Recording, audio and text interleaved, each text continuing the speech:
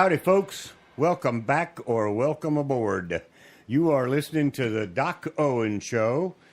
I am Richard Doc Owen, proudly joined in the Hilltop Studios by...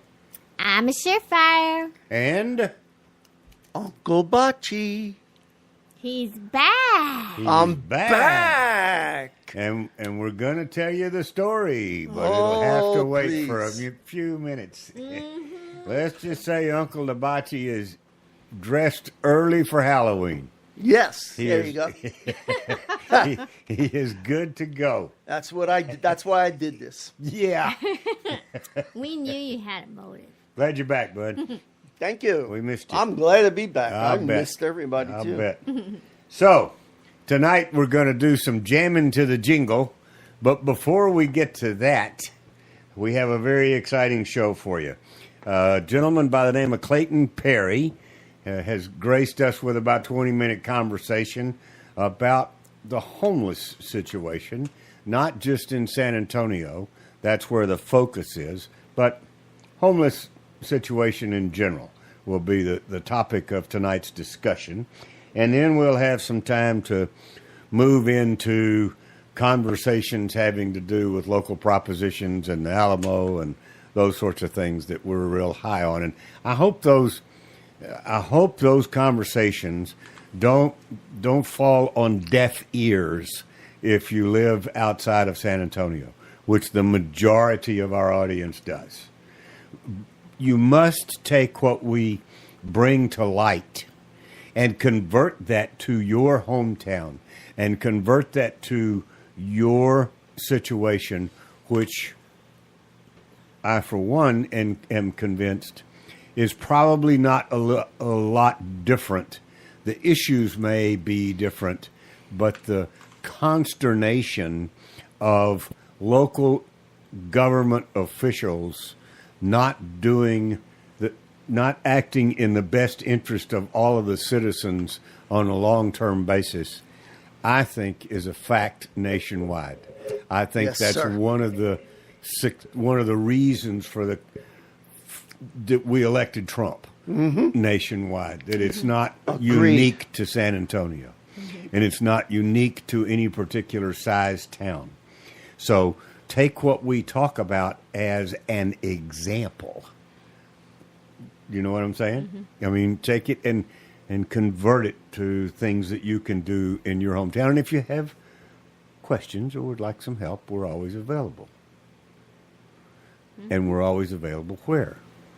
We're on every social media that there is for the time being until social media giants get down to our level and find out that we're here.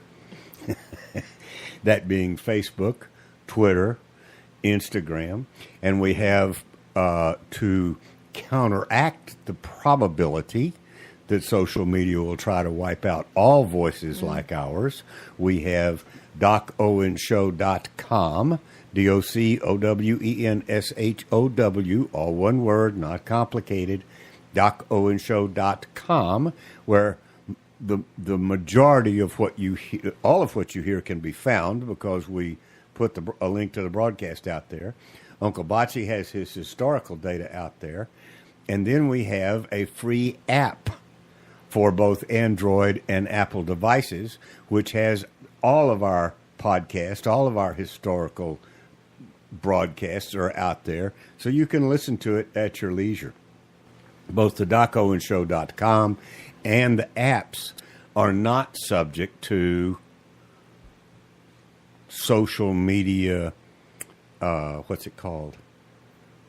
Structure? Blackouts. Oh, yeah. You know. Where they X you out. Yeah, I'll think of the highfalutin correct word, politically correct word. Uncle Bocce's back, so you just heard something fall. That's how you know. He dropped. Ooh. His dead mouse hit the floor. Oh, no. And then he's leaning over to pick it up and banged his head again. Oh, no.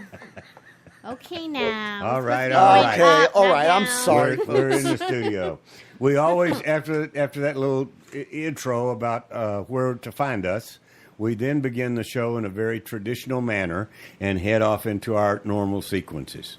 So the first thing that we do is Ms. Surefire gives us an inspirational note.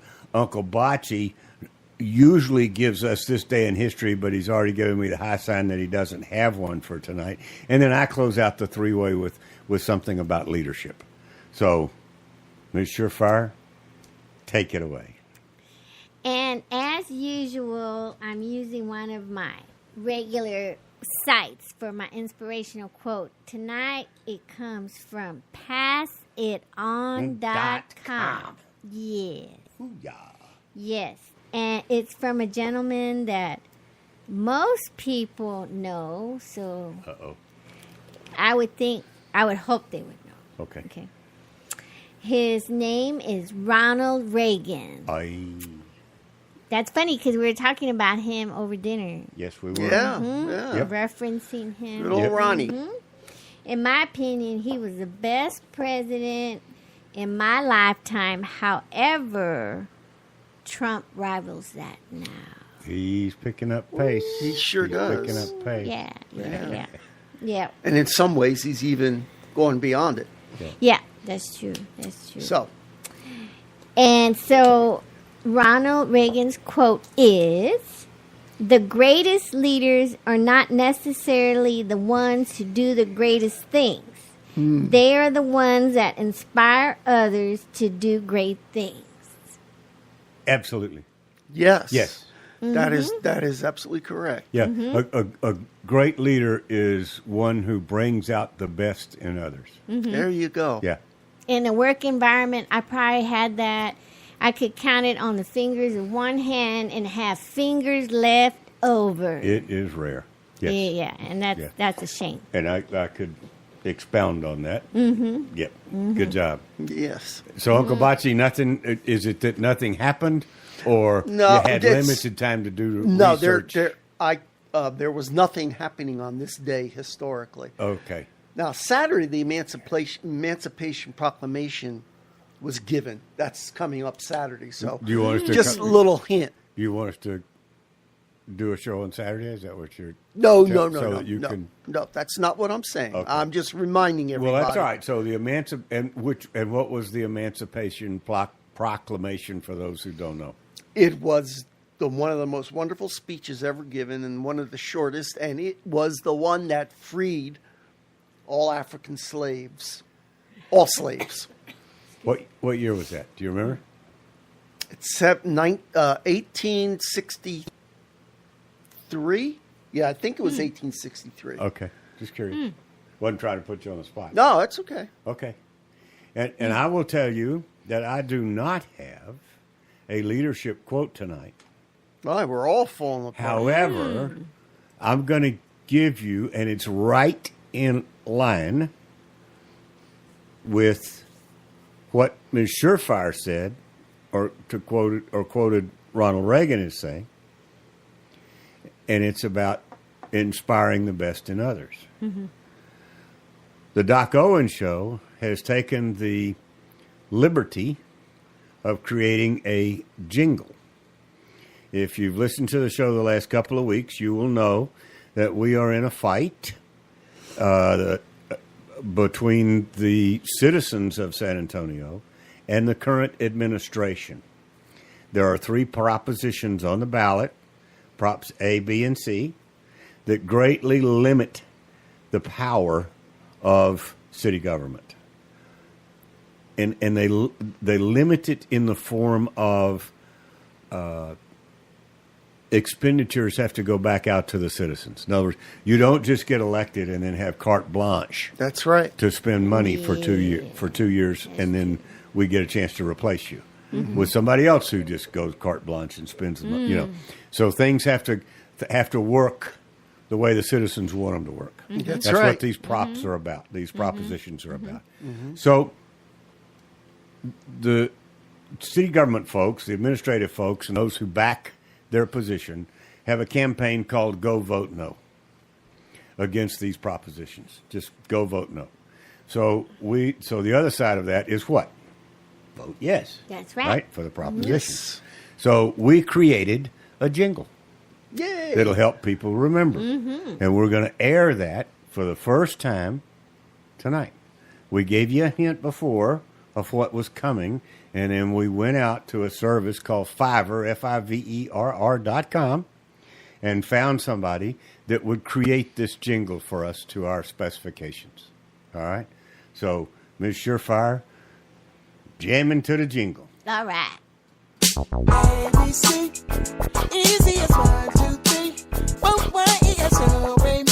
ABC, 1, 2, 3, freedom for all of us. ABC, easy as 1, 2, 3.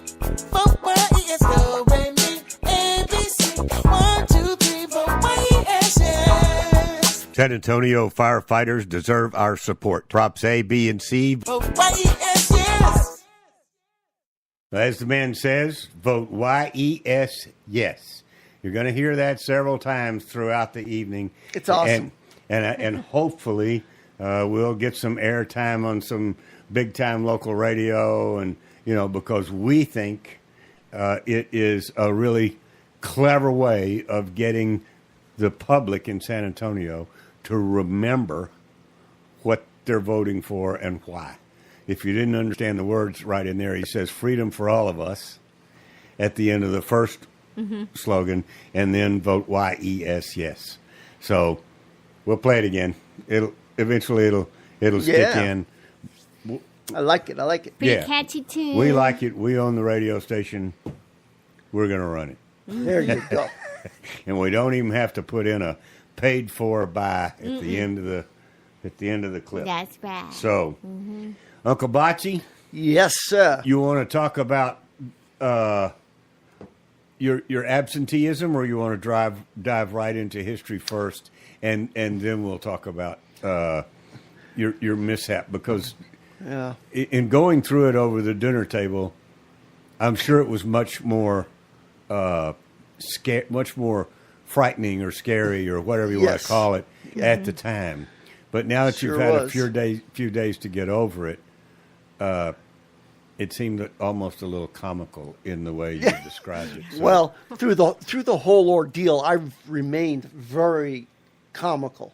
I mean, I was You I was sorta on the had to, bed right? getting stitches in my head, and I was cracking Uncle jokes. Uncle Bocce fell and got, as we told Yeah. you last time, all we knew was he had 25 stitches in his Yeah. head. So we were expecting him to show up at an event this weekend, which he didn't get to make, and with like a Frankenstein thing across the front of his forehead. Oh. So anyway, Yeah. that didn't happen that we know of. He does have the stitches in his forehead, but they're covered with a bandage. I digress. That's Which okay. would you? Let's do the history first, and, Sure. and then we'll lose. Yeah, use I'll that try to, because some of this I've already said. So You have? this should go. This should go real fast.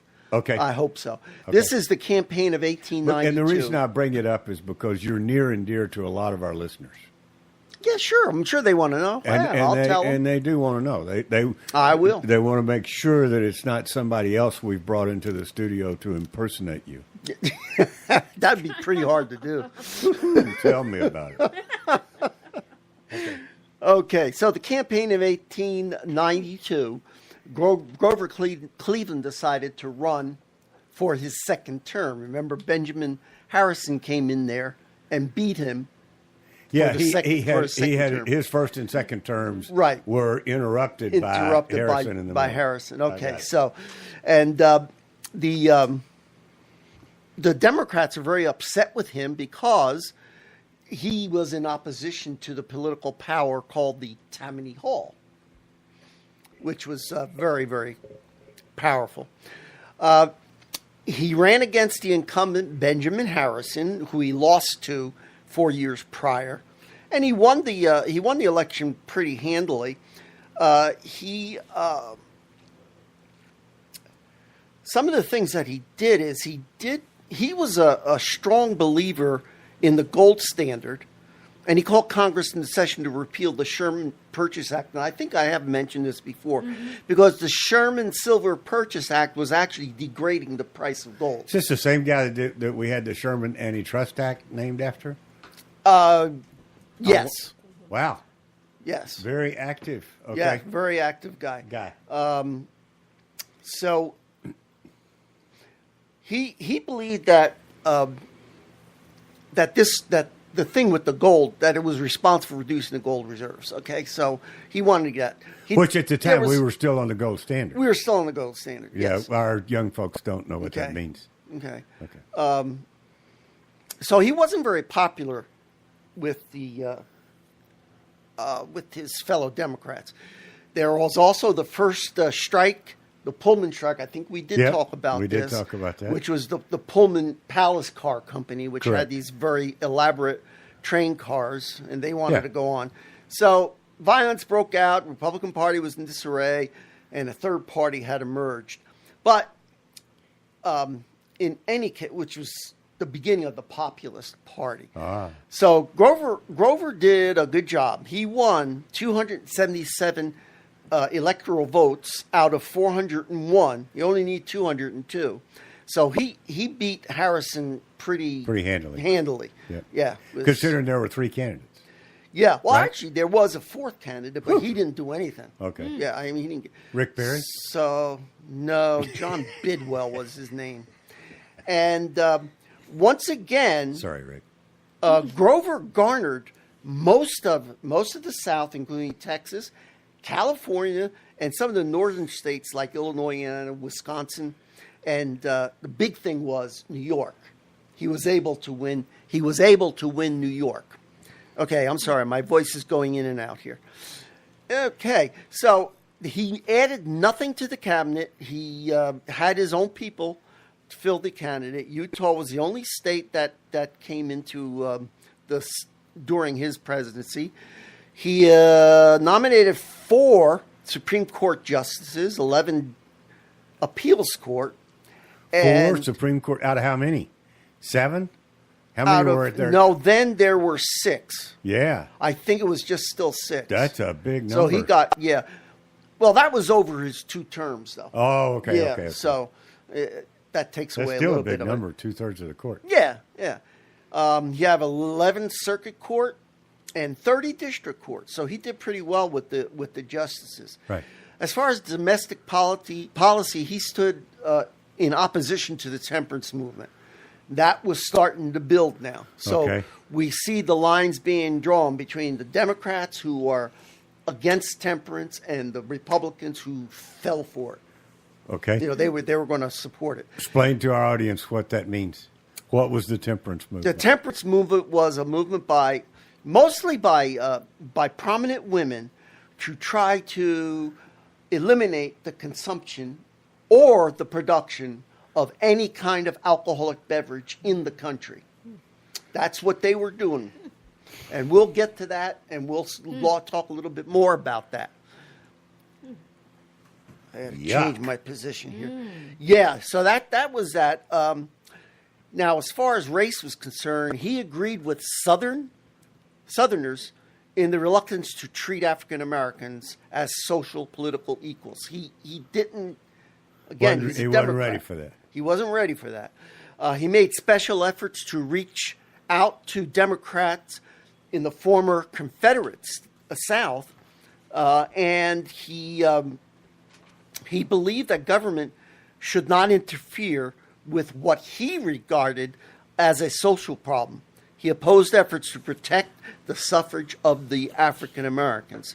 So you can see here the beginning of the oppression that was dealt out to now freed slaves. Okay? Yeah, they weren't finished with them yet. Well, no, they weren't immediately. No. They were freed in a legal sense only. That's correct. They certainly weren't freed in terms of prejudice. Mm-hmm. Yep. He also opposed Most- integrated the- schools. as Mr. Dinesh has been fabulous enough to point out. God bless that man. Mostly, their prejudice, their continued prejudicial feelings against them were fomented by the Democrats. That's correct. That is correct. Okay? Period. This is not a discussion. Dems the facts. I know. They kind of ignored this history. That's why they want to change. Of course. They want to change history. Yeah, but then it came to Jesus and both parties switched. Yeah. There was also a very high level of prejudice towards the Chinese. So they were in this today, and the reason was because he felt that they were not willing to assimilate into American society. Now, I don't Well, it's think hard that to was assimilate quite true, when you're but building railroads across no yeah, man's land. true, exactly. That's what they did. But that's the excuse that he gave. Yeah. Native Americans, he made them wards of the nation. Again, the assimilation issue was there.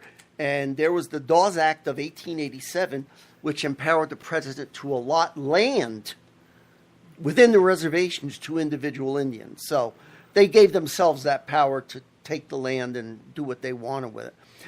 Women's rights, he was mostly silent on.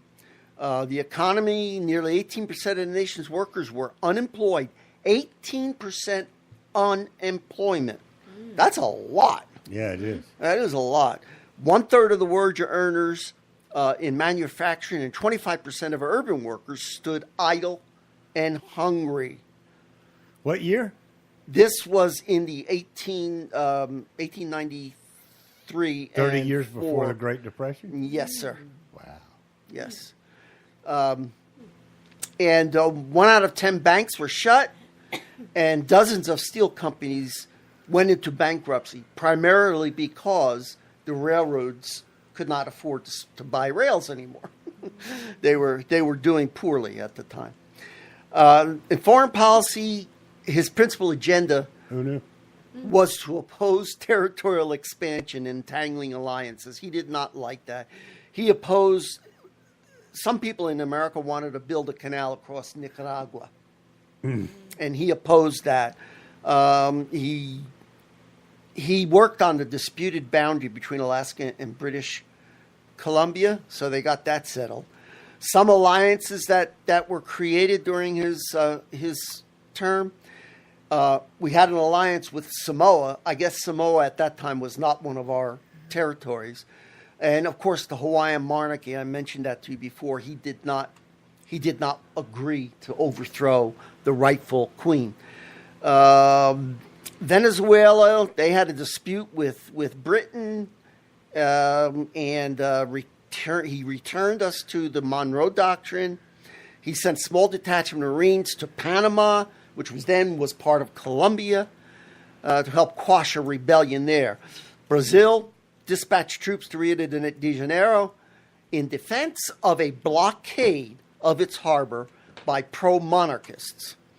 In Cuba too, we had some problem there. He wanted to as far remain back, neutral. what you're telling us is, as far back as 1868, and you've probably said it before, but this guy really put us out there as a police force. Yes. Was this the Army and the Navy and the troops that he Yep. did all his policing with? Yes, sir. Right, Chingawa. Yeah. Okay. Yeah. Okay. Even though he didn't want interference, he did it anyway with certain instances. Okay. Okay. Some other accomplishments. He's not ranked very high by historians. It doesn't sound like he should be. No. I mean, he was a good man and all that. Yeah, he was lousy ruler. He was capable, but yeah, he just didn't do all the right things. He helped to create a solid South for the Democrats. And here we go. You see it building. And he was a Democrat? He was a Democrat. Oh, well, that explains. And Okay. See? Yeah. He was a Democrat. Oh, So I get it now. So you see how the pieces are coming together? Solid South, Democrat. so that tells me he didn't. So that tells me he did not get a lot of adversarial pushback like we're seeing today. If he was a Democrat, the Republicans don't act up like. I mean, they go to work to replace. That's correct. Okay. So he also strengthened the Democrat Party outside the South by linking it to civil service, which we still have a problem with today. Yeah. He was Reference the latest Veritas videos. And we talked about the silver, and he had enmity towards those people. Wait. He had what? Enmity. Stubborn enmity toward the Silverites, which were the people who wanted to continue on, silver. We're going to have to play the jingle again while our audience looks up enmity. Okay. That's not a good thing. Okay. I mean, it's like all a right, hatred okay. or something Okay, like that. good. Yeah. Then we won't play the jingle. Okay. That explains it. All right. And he also insisted that the president had a special relationship with the people that superseded any obligation to party workers. Absolutely. He could tweet. He could tweet at his own accord Yeah, the complete opposite of the party. of the party today. Completely opposite. Interesting. Okay. Okay, so now I have All right. I have one quote Okay. and then one character personality. He was a hardworking, honest, and independent. Those things he was. That was the Okay. quote, or those were the characters? That's his character. Okay. Yeah, and his quote was from his second inaugural address. It is plain. It is a plain dictate of honesty and good government that public expenditures should be limited by public necessity, and that this should be measured by rules of strict economy. Well, he's a lying son of a gun. Isn't that true? I mean, Because wasn't he totally. spending public money to go fight Yeah, a naval battle outside of Brazil or all this Yep. other stuff? but yet, I mean, he's So, a Democrat. yeah, but so- the fact that this quote came Do out as of I a say, Democrat's not as I name, the Democrat, is pretty amazing. Well, no. You say Act- this to any Democrat today, or any progressive Republican or Democrat, they will say that's ridiculous. No, they won't. They'll say, absolutely, I agree. Well, but they'll do something to different. continue the lie. Yes, they will. Exactly. To continue the lie. Exactly. And that's it. Okay. Next week we'll do McKinley. Okay. And we're going to, can I tell the audience what we're going to do next week in terms of the shift? Yeah, I was going to. Okay, yeah, you tell them. Go ahead. We realized in going back and listening to some of the archives that the original intent of doing presidential research was to see the amount of pushback that was received by each president. In order to measure or have some historical sense of what we're seeing today and what we've seen in recent history, like in our lifetimes. And as we got through this, we got too interested in other things. We got interested in history in general, and it sort of lost its focus. So, and then added to that, we've got some things in the queue that we really want to cover. So we're going to speed it up a little bit. And on a week-to-week basis, we're going to cover one president. Mm-hmm. And we're going to, instead of 2 weeks on a president, we're going to do one a week. And we're going to talk about what went on antagonistically, how tough it was to win the presidency, what kind of fight, was it nasty, was it clean, et cetera, et cetera. Yeah. And then what happened after the election? Did the other side say, okay, you won, what can I do to help you? Mm-hmm. Or did the other side say, no way, Jose, I'm not supporting this guy, right? Yeah, exactly. Okay. And this is extremely good timing because we're coming into the 1900s. And a lot of things were going on in the early 1900s, let alone the rest. See, So, Bocce truly believes that we're coming into the 1900s. Don't anybody. no. I'm talking about as far as presidents are concerned. Please don't. Oh, okay. I'm not. Woo! So let's talk. Uncle Bocce's back with us, and Yeah. we're really glad to have him. I'll let him pick up the story where it gets funny. I'll tell the first part. He just tripped.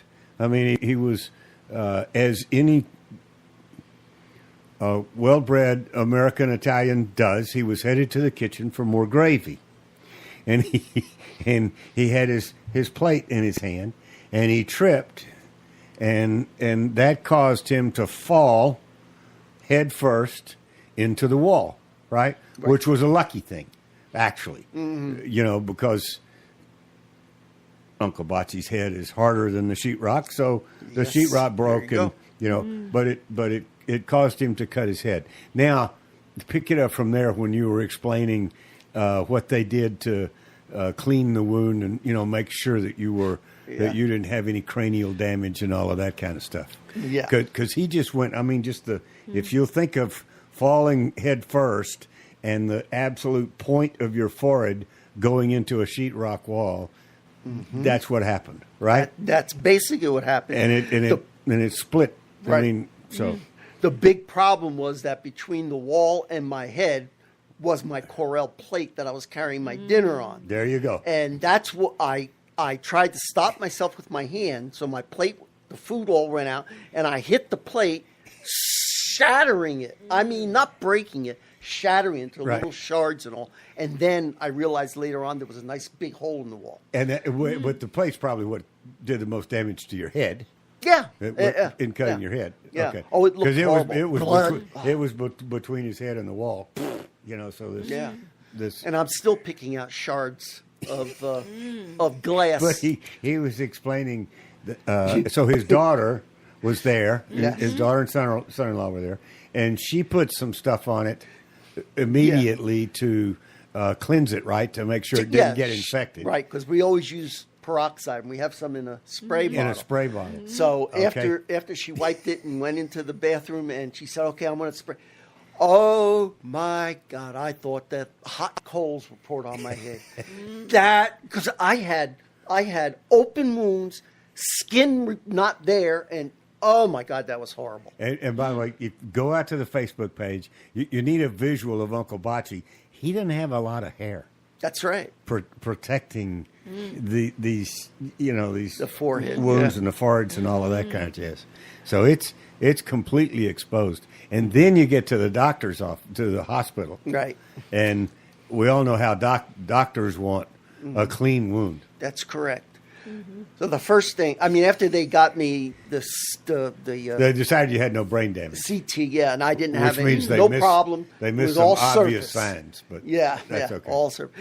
So the first thing when the doctor comes in, the first thing he wants to do is, of course, clean off the wound. And so he has a bottle of sterile water, Yeah, right? yeah. And he says, I'm going to he put a towel behind me and Yeah. whatever. I'm going to pour this on there to get sterile water. I'm going to clean it out. He poured that water on me, and I went almost into convulsions. It was so cold, and it burned so much. The description he used at dinner was about waterboarding. Yeah. I said, now I know what waterboarding is all about. Oh, it hurt like crazy. But that was before he numbed it, and everything. To So sew it up. it was a crazy experience. But you're all good now. But now, yeah, it's healing. It's It- healing. It's going about. I'll it, have a but- scar, like he's saying, for Halloween, but that'll be But that's good. okay. He's a guy. Yeah. There's You can- some you can- Moderna for that. Oh man, you can make up great stories. Guys love scars. Yeah. Because there's a story true. that goes with every scar, and you can make it. Depends on the situation. You can make it a funny story, Yeah. or you can make Make it- somebody feel sorry for you. because of Exactly. the story.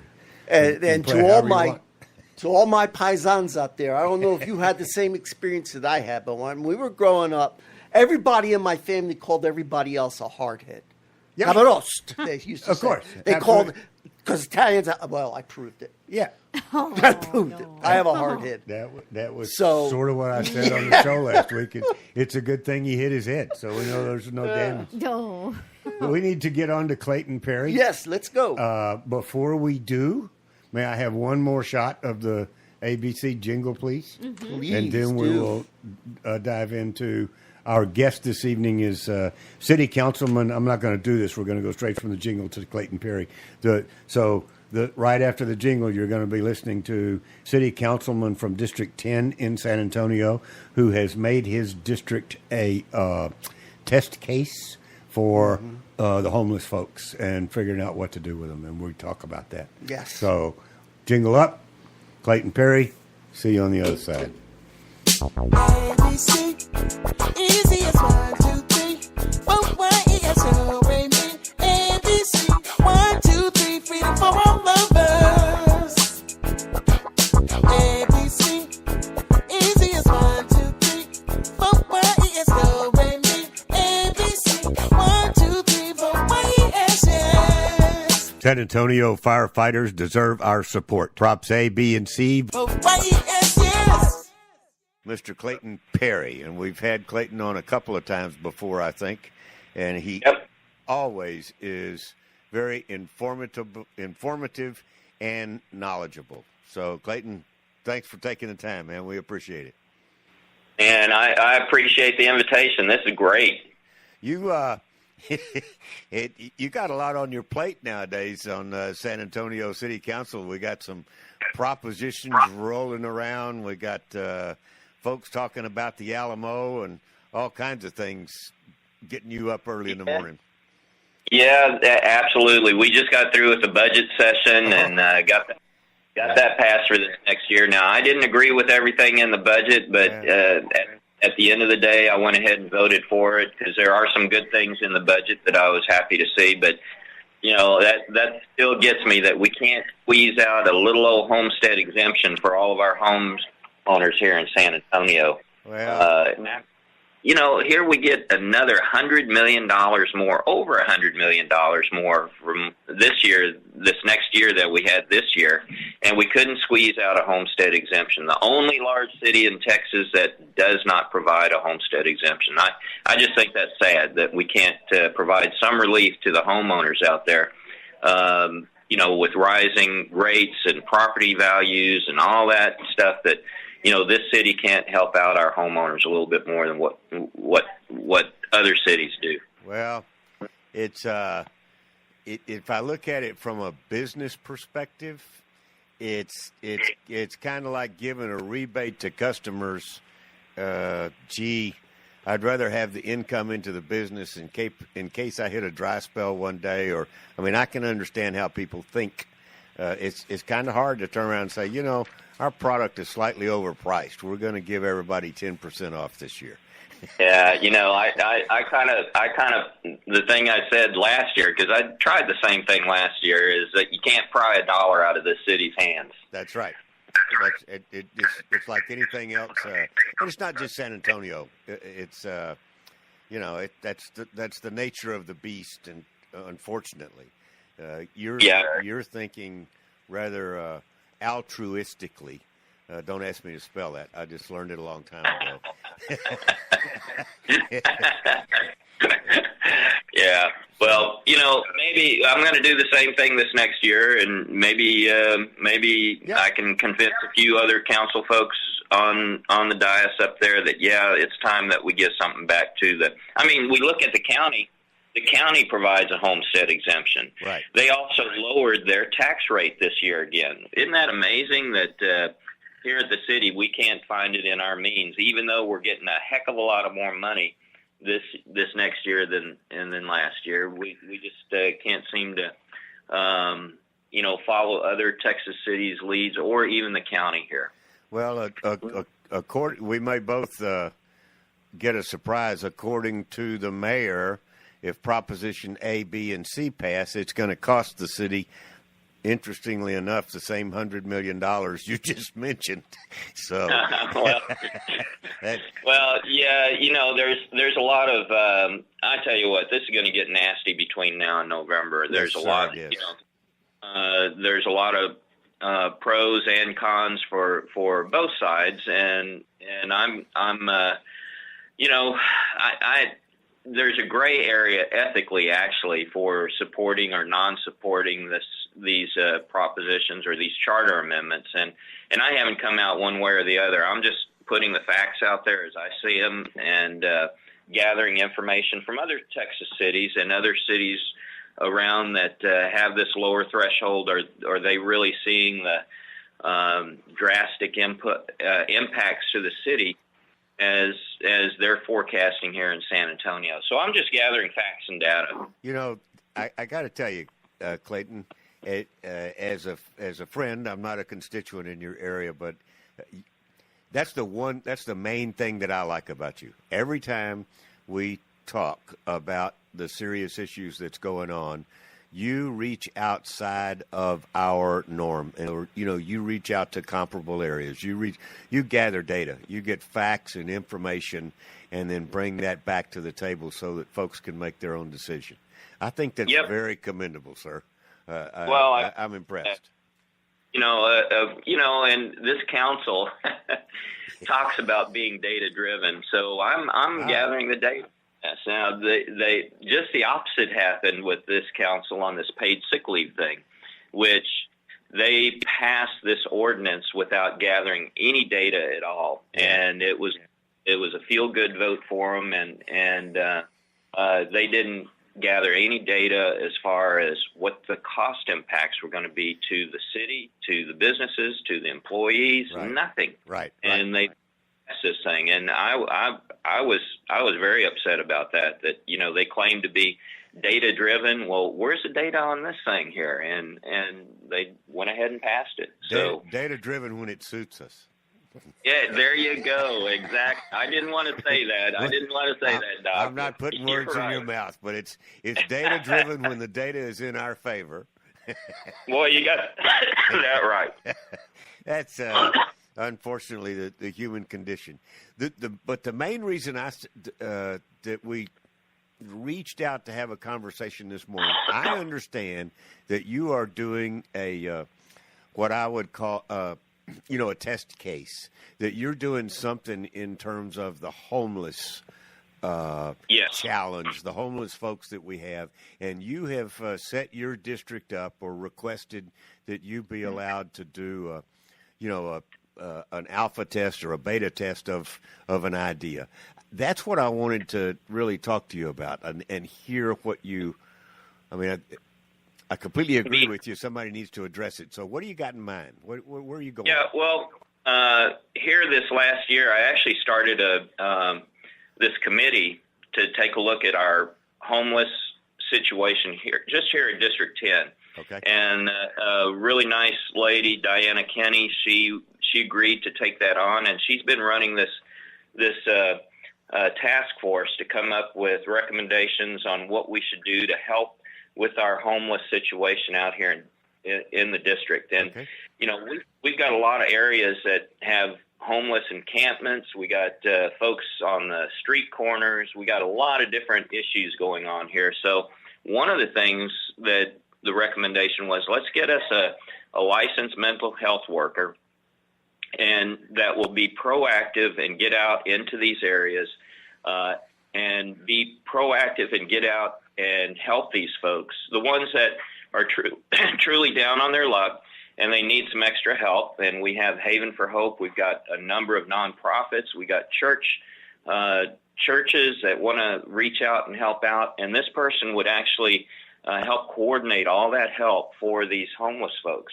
Okay. And also act as a case manager for getting out and identifying those folks and helping them individially. So this all stems from businesses and our communities around in District 10 that have been reaching out saying, hey, we need some help.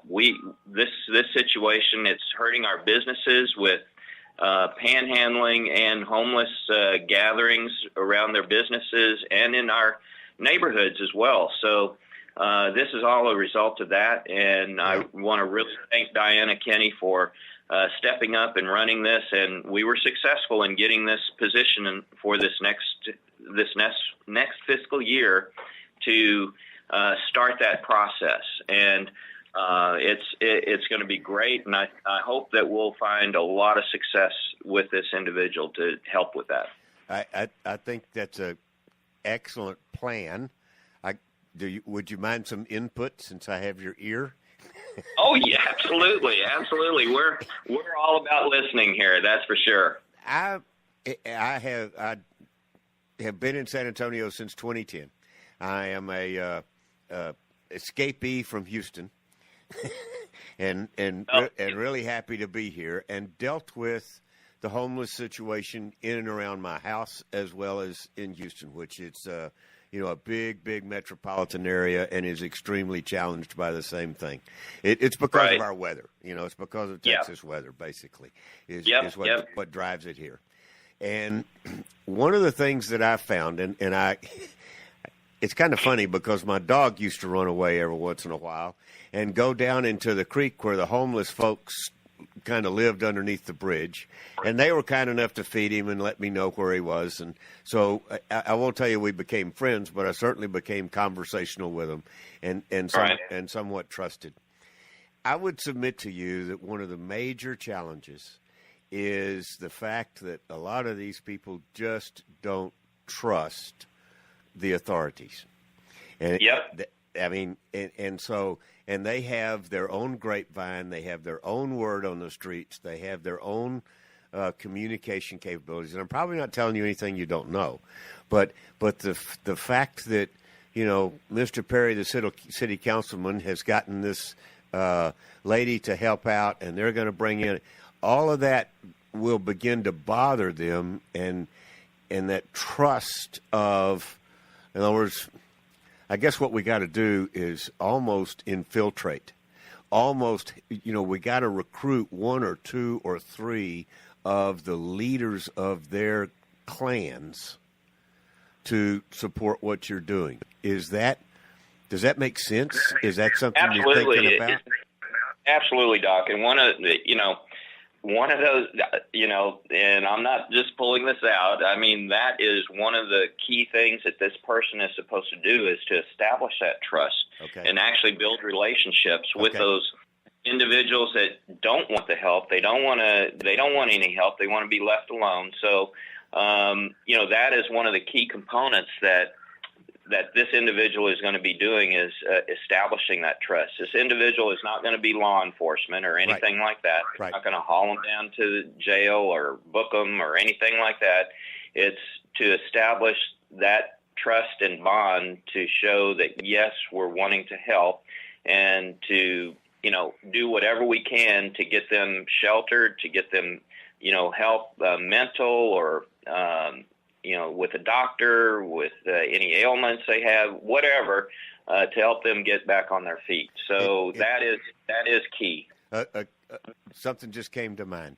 It's like you need to get citizen volunteers, true volunteers, somebody like myself that lives in the neighborhood where these folks are, to I don't want to say befriend them, but pretty close.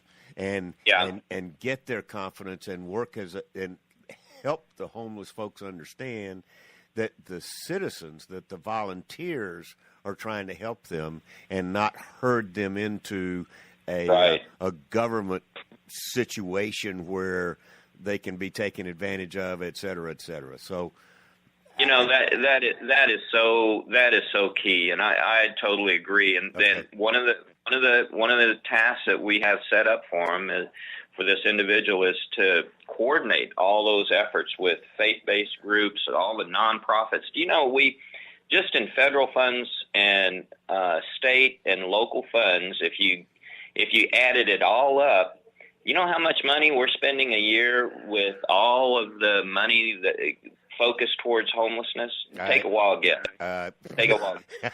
It would be wild. I can tell you, I know it's a chunk of change. I mean, it's in the millions of dollars. Yeah, I can tell you, it's $60 million.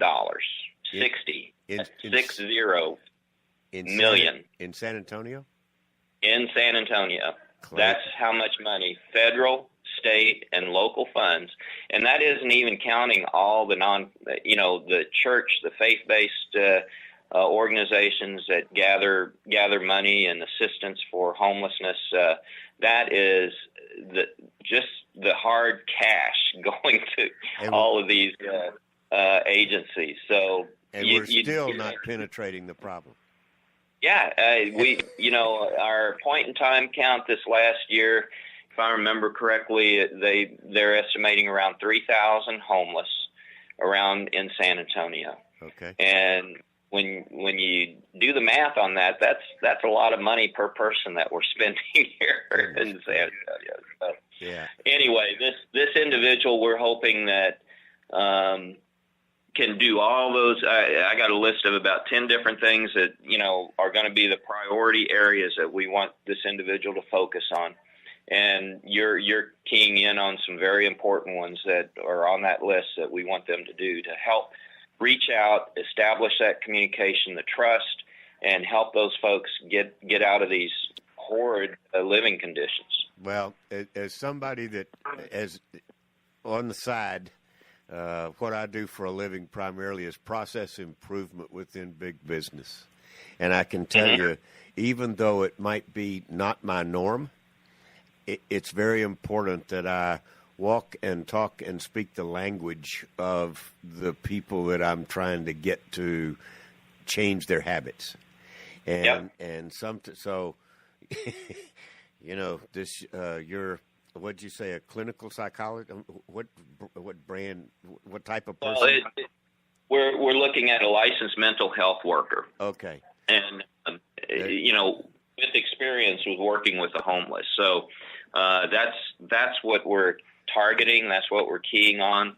And you know, who knows? You know, that we're saying, I think we had an estimate of about $60,000 for this next year. Right. And we're going to try it out. We're going to see how far we get, and if it's successful, we're going to continue that program in District 10 here. And if it's successful, it may expand to other parts of the town, because even though we have a difficult time up here in the northeast corner, there's other parts in town that have it even worse. And so, sure. And besides that, if they're not prepared to jump into the breach, you may be very successful in District 10, but then all they're going to do is move to your neighbors. You know what I'm saying? You got to be real. Very good. So we're hoping to intervene and help them make sure that they don't just move out into another district. Absolutely. Right. I would submit to you that whoever shows up for the interviews for the position you're talking about, looking, walking, and talking like somebody homeless but has the credentials, that's who you want. Yep. The person that shows up in a suit and says, yeah, I can do this, maybe not. Yeah, I got you, Doc. I got you. Absolutely. I'm with you. That was my first thought when Amma told me that you were looking into doing this, et cetera. I said, I'd like to talk to Clayton. Yeah. Yeah. Well, good on you for doing it. You're gathering your own data. I know you're going to be successful. And I will put it out there that whatever we can do to help you be successful at this, let us know, because it's a real important issue. That's why I didn't want to dwell on Prop A, B, and C, all that other stuff. We'll talk about that when it gets closer to time. Yeah, we still got a ways to go on that one. But you're right. You're right on. It's going to get really nasty. Yeah, and we got another thing brewing out there. That's with the Alamo reimagination. Yes, sir. Project. I want them to take and if you can find me like an overview, a picture, not a rendition, kind of a floor plan rendition of what the reimagined folks are suggesting. We've now surfaced an 1836 photo of what it used to look like. I would love to overlay one on the other and see if they're close or how close they are. I have a sneaking suspicion that the big stone brick wall that used to be around the entire complex is now replaced by a glass one. And if that's the case, then we may have more congruence than we think we do. You know what I'm saying? Yeah, no, I have not seen any, I haven't seen the up drawings or anything on this thing. I don't think that there's any wall per se. Okay. But again, I haven't seen it. One rendition showed a glass wall. It showed a glass enclosure. Yeah, that was way back when. I think they took that glass wall out. That shows you how long I've been following it. Well, there's a new plan out there, which was unveiled about 2 weeks ago, I think, and a couple weeks ago, and I have not gotten a copy of that myself to see what they're showing. These you're correct. These renditions aren't doesn't necessarily mean that's exactly what it's going to look like. I know. It's just a figment of somebody's imagination or dream at this point. And what they're really going to come up with at the end of the day is once they sit down and start with the design work that goes into this thing. And